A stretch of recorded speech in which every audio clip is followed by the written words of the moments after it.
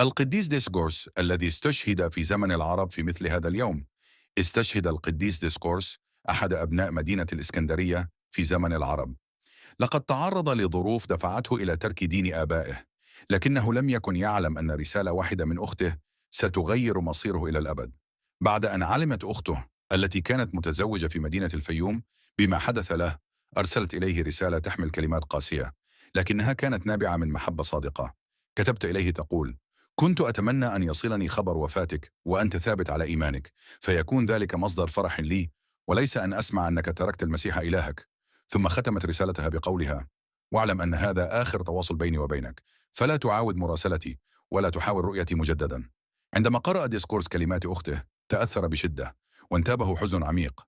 بكى بحرقة ولطم وجهه ونتف لحيته ندما، ثم نهض على الفور، شد وسطه بزنار وصلى بحرارة، ورشم نفسه بعلامة الصليب. وبعدها خرج إلى شوارع المدينة علانية وهو مستعد لمواجهة مصيره. لم يمر وقت طويل حتى لاحظه الناس، فأخذوه إلى الوالي الذي واجهه قائلا: لقد تركت دين النصارى ودخلت في ديننا، فما الذي جرى؟ لكن ديسكورس أجابه بكل ثبات: أنا ولدت مسيحيا وسأموت مسيحيا، ولا أعرف دينا غير هذا. غضب الوالي وأمر بتعذيبه وضربه ضربا شديدا، لكنه ظل ثابتا على إيمانه، فأودعه السجن، ثم أرسل إلى ملك مصر يعرض عليه قضيته.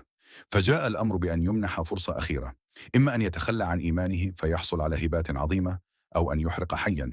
وعندما أخرج من السجن وعرض عليه الأمر، أجاب بنفس القوة: لقد قلتها من قبل، ولدت مسيحيا وسأموت مسيحيا.